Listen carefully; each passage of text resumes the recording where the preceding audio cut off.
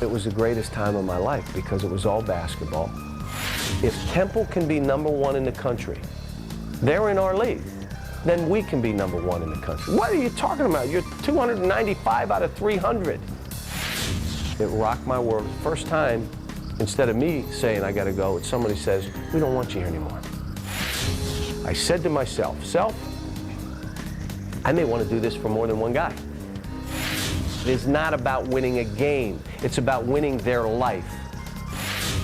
I've always tried to educate you on your decisions, yet let you make your own decision because it was your dream and you were chasing it.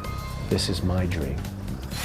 I've been put here for a reason. We'll figure this out in about 10 or 15 years, why I was put in this seat to coach this team, the winningest program in the history of the sport. Maybe it's to catch UCLA. I don't know.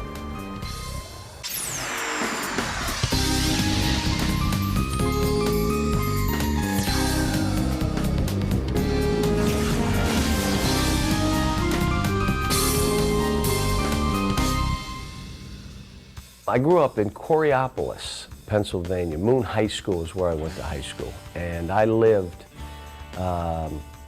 literally the property lines connected my house and the high school, which was right up behind our house. My parents, great people, high school educated, not college educated. My dad was a grinder, double shifts, come back, cut the grass. My mother was a dreamer. She still thinks I could be president today. Always used to say, dream big dreams, you go for it, there's nothing you can't do. Go back to my grandparents. My grandfather came through Ellis Island.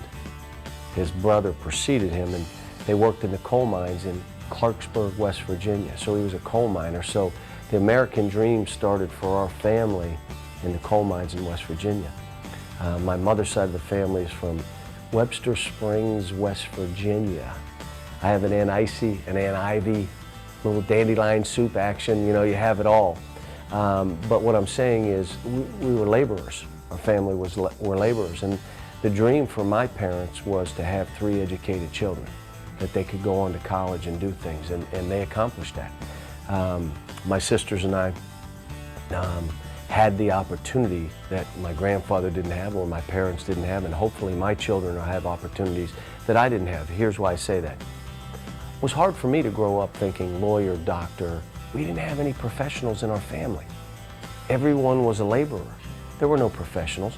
And for me to think beyond what you see is hard. So I understand young people when they say, you know, thinking of a lawyer or a doctor, you don't see them. You can't relate. You can't say, well, one of us, I can do that too. My dream was always to be a high school teacher. Those were the professionals I looked up to, and a high school coach. I never thought about anything else. It wasn't in our view to dream those kind of dreams. And I just was fortunate enough from there to go to college and say, wow, I may want to do this. I've been so fortunate with the people that have been around me, to have the parents that I had, to have the teachers and the others that I looked up to that are still in my life today. I played Little League football, and I loved it, until there was a crossing pattern with me and this kid that was about 6'3". I was about 98 pounds. No, I was probably 70 pounds. We did a crossing pattern, the ball was thrown and I didn't see him. He hit me, knocked me for about 5 yards in the air, broke my collarbone, did all this, and I said, you know, I'm not sure I should be playing football. And from there, I just played basketball, but I liked playing baseball and, you know, all the sports. But as I got older, I zeroed in on the sport. One of the reasons you could kind of go in, and I started feeling how I could get better by working, and I could see improvement. So your work, there was an immediate payoff. I could see it in the weight room, I could see it in training with ball handling, I could see it with my shooting, and I could do some of it by myself. I could be self-motivated and driven. I used to sneak in the gym. Our AD at the time, Rip Shear, Mr. Shear used to find me in there, and he feels bad today. He wrote me a letter. You understand I was only doing my job? I'm like, I was fine. But what I would do is, they'd have the doors chained. So I would get the door open, but it would be like, you know, and if my head could fit in, I was in. I was like a bat. So if my head fit, I'm in.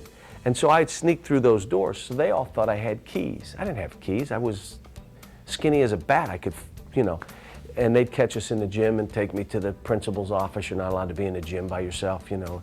Leave doors and windows open at the middle school, and I climbed through a great story. I climb in, it's a Sunday, I climb in, and I'm in there shooting. I'd left, they played Saturday League, I left the window open, closed it, but it was open.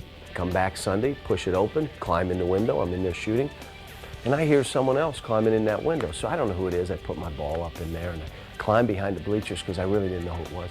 And I look, and it was a policeman. I couldn't believe it. I'm like, oh my gosh, I'm gonna be arrested. He never saw the ball. He left the building. I stayed behind him for 3 hours. I knew he was out there waiting on me to come out. And then when I climbed out the window and I hit the floor, I was like, okay, you got me. And I looked, no one there. And I ran like crazy home, and that was it. I said, I'm not going in that building anymore. Would you like peas or corn? Oh, great. Hey, if you want to work on shooting, I'll grab you after. Great, great. Would you like peas or corn? My main job was to get donuts and coffee. I picked up his laundry. If he was lonely, we went and had dinner together. But it was the greatest time of my life.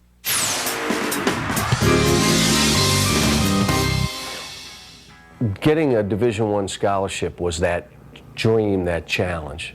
And then I got the scholarship and went to school and found out, wow, there are other good players.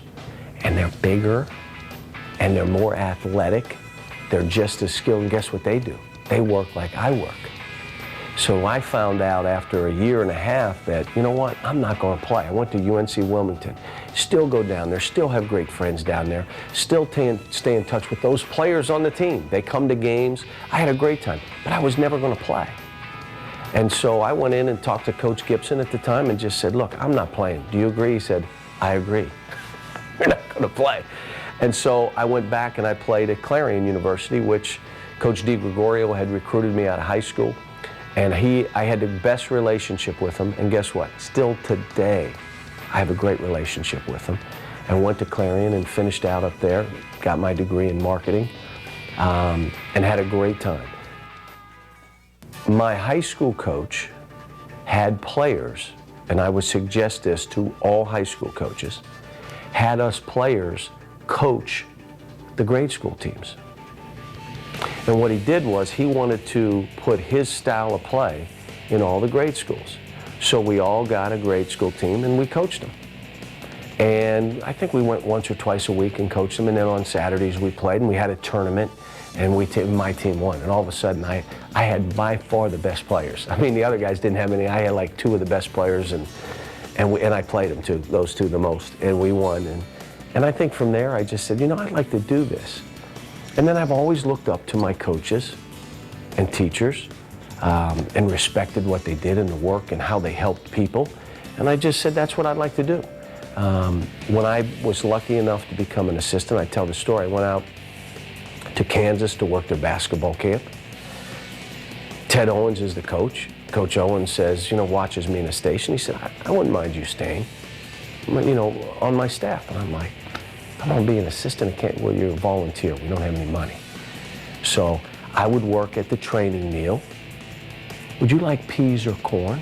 Oh, great. Hey, if you want to work on shooting, I'll grab you after. Great, great. Would you like peas or corn?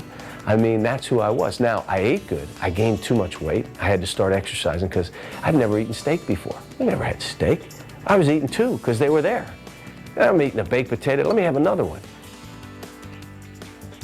But that's the opportunity I had and where I started. And the greatest thing, fate intervened. Why would I go work the camp? Bob Hill invited me, come on out and work the camp. Why would I meet Ted Owens, who's a great human being, gentleman? More importantly, I met my wife. We've been happily married for 23 years. If I hadn't gone out there and stayed and been invited to stay and accepted a job with no money, I wouldn't have met my wife. So I think fate intervenes in our lives, and it's happened to me many times.